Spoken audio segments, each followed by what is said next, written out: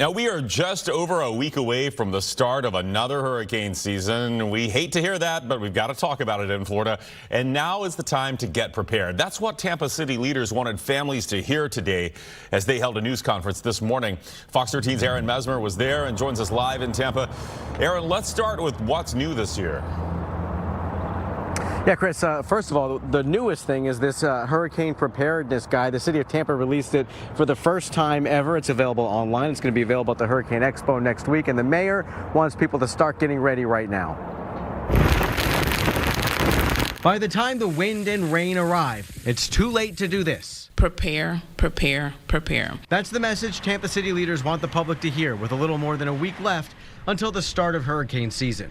Forecasters are predicting a below-average season, but Mayor Jane Castor is urging homeowners to avoid complacency. But if I could take you back to 1992, we had pretty much the same forecast that year, and that's when Hurricane Andrew hit. The mayor was joined by the city's emergency response leaders at a hurricane preparedness news conference Friday.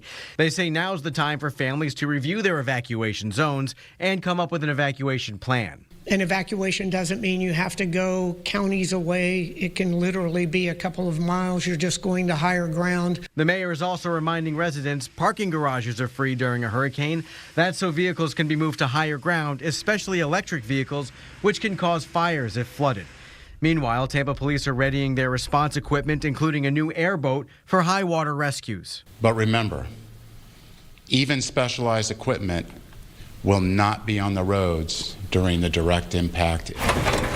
We're told stormwater crews have been prepping the system. They removed 700 tons of debris from pipes, ponds, and pumps last month. And we do that month after month after month. Mobility Director Brandon Campbell says generators are installed and ready to go at all pumping stations. We have a stormwater pump and generator crew that will be hunkered down in our emergency response centers if and when those get activated so that we can ensure continuous operation. We're told the goal is to avoid similar issues that contributed to flooding after Hurricanes Helene and Milton.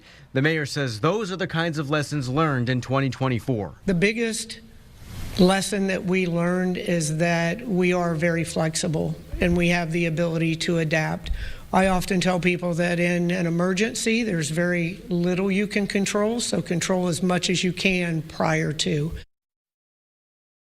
Yeah, and Tampa Electric says that it's also preparing. It's got more than 50% of its lines buried, including 77 additional miles that the company buried last year. But again, the main thing that the city wants folks to keep an eye on here is the hurricane preparedness guide. There are a lot of good resources, a lot of good information here. For example, like we'd said in the story there, these hurricane evacuation zones, some of these have changed depending on where you live. And the mayor says folks need to take a look at this thing right now.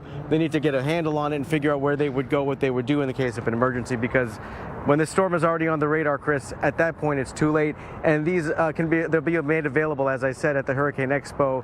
That's at Al Lopez Park, 11 to 3 p.m. on May 30th.